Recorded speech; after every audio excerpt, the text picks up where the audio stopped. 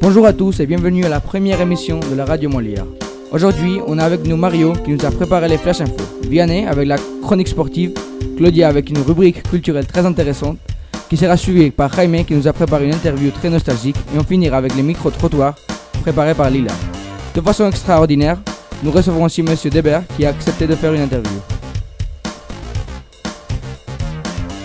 On va commencer avec les Flash Info. Bonjour Mario. Bonjour Luis. Amende de 65 millions d'euros pour Renfe. La Commission nationale du marché a pris cette décision car l'entreprise ferroviaire difficultait la libération du transport. Wikileaks a filtré ce mardi des détails d'un programme de piratage de la CIA qui font partie d'une série de diverses informations, définies comme les plus grandes filtrations d'informations de données d'intelligence de l'histoire. Un rhinocéros a été retrouvé mort dans un zoo à Paris. Le crime a été commis dans le but de saisir la corne de l'animal. Enfin, Teresa Perales a reçu ce mardi le prix de la femme. Le prix a été offert par le magazine Mujer de Hoy et remis par la reine Laetitia. Merci Mario, très intéressant ce que tu nous as raconté. Et bonjour Vianney, comment va le monde du sport? Bonjour Louis, je vais vous parler des résultats de football de cette semaine en Ligue des Champions, de l'élimination du Molière en coupe et également de l'événement du week-end à Saragosse. Mardi, le Real Madrid affrontait l'équipe de Naples pour le match retour. Ils se sont imposés 3-1. C'est le défenseur madrilène Sergio Ramos qui a remis son équipe dans le match en inscrivant un doublé. Il y avait également un autre match qui opposait Arsenal au Bayern Munich. Le Bayern s'est imposé 5-1 comme au match aller. Mercredi, le Barça affrontait le PSG pour le match retour. Le PSG s'était imposé 4-0 à l'aller, mais le Barça a remis les choses en place en signant une remontée historique 6-1. C'est la première fois de cette compétition qu'une équipe réussit à remonter un tel retard en phase d'élimination directe. Pour l'autre match qui opposait le Borussia Dortmund au Benfica Lisbonne, les Allemands se sont imposés 4-0. Les 4 qualifiés de la semaine sont donc le Real Madrid, le Bayern Munich, le Barça et Dortmund. Au collège, l'équipe de basket du Molière a perdu en demi-finale de la Coupe des collèges. Le MVP de l'équipe a été Pablo Aguilar. Revanche l'année prochaine. Ce week-end a lieu le semi-marathon de Saragosse. Il se déroulera le dimanche 12 à 9h. Plus de 3300 athlètes sont attendus. Merci Vianney. On parle français. Hablamos español. We speak English. Lycée français Molière. Place à la culture. Bonjour Claudia. Bonjour Luis. Aujourd'hui, dans Cinémascope, je vais vous parler d'un grand classique, Forrest Gump. Il s'agit d'une comédie américaine sortie en 1994 et réalisée par Robert Zemeckis. Ce film nous raconte la vie de Forrest Gump, un personnage excentrique et attachant. Il va vivre de nombreux événements historiques et connaîtra le grand amour. Je vous invite à le voir ou le revoir. Très intéressant et enrichissant.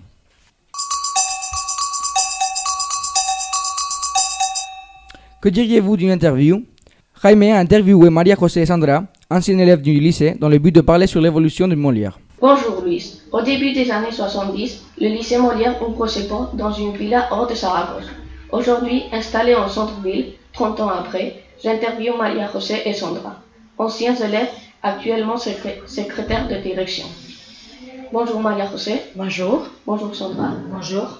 Comment était-il le lycée au début et comment a changé?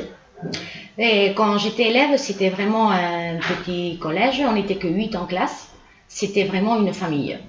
Malheureusement, on n'avait pas la chance que vous avez maintenant et on ne pouvait pas finir nos études secondaires ici. Alors on finissait en 3e, on devait partir dans le système espagnol ou rentrer en France pour pouvoir finir nos études. Et vous Sandra? Alors moi, comme Maria José, j'ai connu un petit collège à la Carretera de Logroño et j'ai vécu aussi le déménagement qui s'est fait pendant les vacances de Noël quand j'étais en CE2. Quand on est arrivé à Lac Tour, il n'y avait qu'un seul bâtiment, qui est le bâtiment du secondaire actuellement, beaucoup plus petit que ce qu'on connaît aujourd'hui. Et nous étions une vingtaine d'élèves par classe et une seule classe par niveau. D'accord, merci. Aujourd'hui, quand vous voyez le nouveau bâtiment, qu'est-ce que vous ressentez de cette grande évolution? Mais moi, je suis très contente de voir que l'établissement grandit à ce niveau-là. Et il y a 35 ans, on n'avait pas les moyens que vous avez maintenant. Alors, je vous conseille de bien profiter de cette opportunité que vos parents vous offrent. Moi, je suis très fière de l'évolution de l'établissement. Et d'ailleurs, maintenant, en tant que maman d'élève, je suis encore plus fière de voir que ma fille peut profiter de tous ces nouveaux espaces.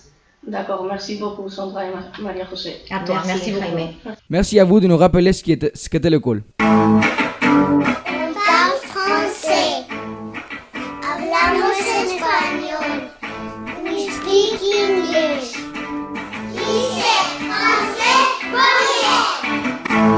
Et maintenant, on reçoit Lila avec un micro-trottoir sur les préférences musicales des ados. Bonjour à tous, aujourd'hui on va parler de la musique et on va commencer par interroger une personne du lycée. Bonjour Maria, quel est ton style de musique? Le pop et les choses comme ça. Quelle radio tu écoutes? Et los 40 principales.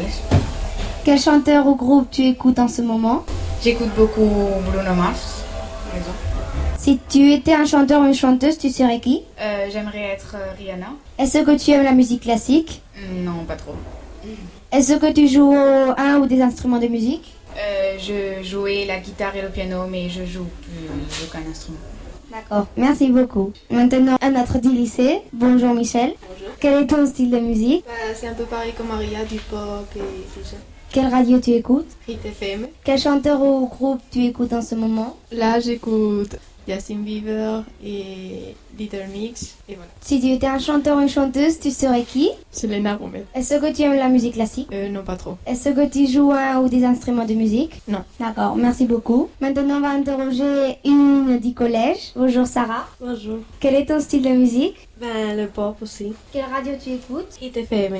Quel chanteur ou groupe tu écoutes en ce moment? En ce moment, j'écoute Shakira, surtout. Si tu étais un chanteur ou une chanteuse, tu serais qui? Je serais... Je sais pas, Shakira aussi. Est-ce que tu aimes la musique classique? Non, je n'aime pas trop. Et est-ce que tu joues un ou des instruments de musique? Non, je n'ai jamais joué des instruments. D'accord, merci. Merci à toutes. Merci à Michel Onejo, à Maria Melus et à Sara Pardos. Merci beaucoup Lila.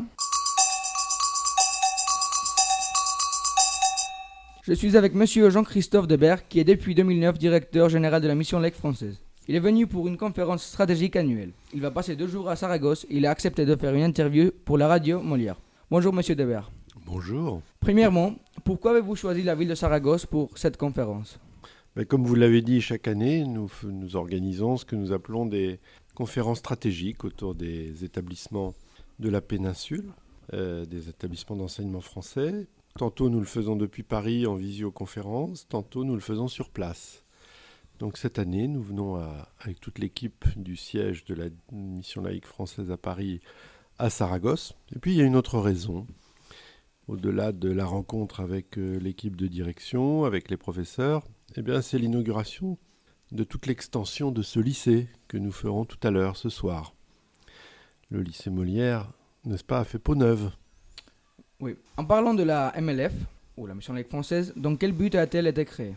Elle a été créée il y a longtemps, au début du siècle précédent, en 1902, à l'époque où l'école de la République, en France, voulait, développer le message éducatif français dans le monde. Et il y a eu, à l'époque, des vieux messieurs avec des barbes, comme on en faisait sous la Troisième République, qui ont voyagé, qui ont travaillé et qui ont pensé dans des pays lointains, Madagascar, très au sud, plus tard autour de la Méditerranée, au Liban, en Grèce, implanter des écoles qui puissent à la fois diffuser la langue française et montrer la volonté de notre pays de coopérer, de tendre la main à des sociétés étrangères.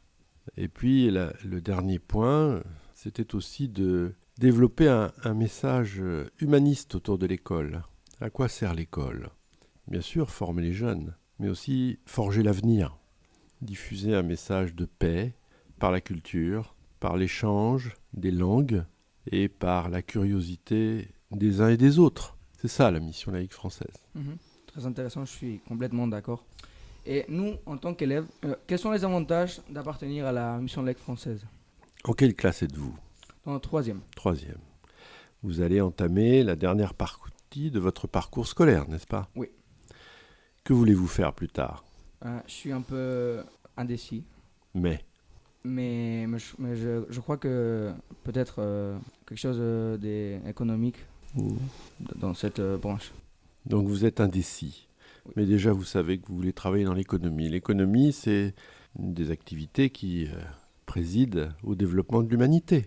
Peut-être resterez-vous en Espagne, peut-être irez-vous en Amérique du Nord, peut-être irez-vous en Angleterre. Ce que nous allons vous procurer en tant qu'élève, d'abord, c'est la possibilité de préciser vos attentes, de construire votre projet. Peut-être, si vous voulez approfondir votre connaissance de l'anglais, qui est la langue de l'économie dans le monde. Vous irez dans un autre lycée de la mission laïque française pour parfaire votre maîtrise de cette langue, pour découvrir d'autres cultures, d'autres systèmes économiques au travers de ce que l'école pourra vous apporter. Voilà, ça c'est une première chose.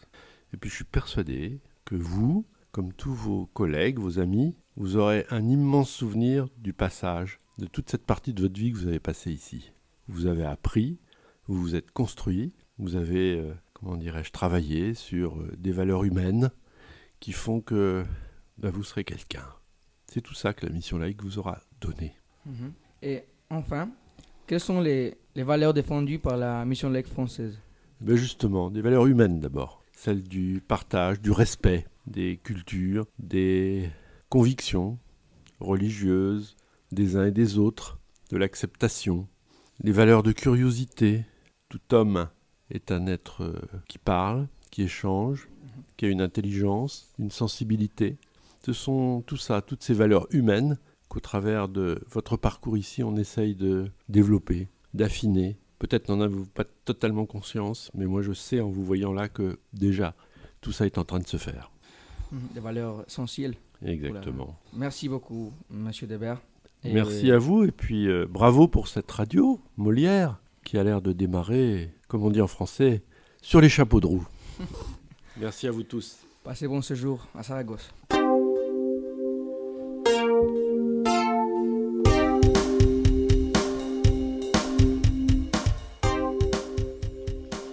Finalement, merci à tous les élèves qui se sont impliqués dans cette émission.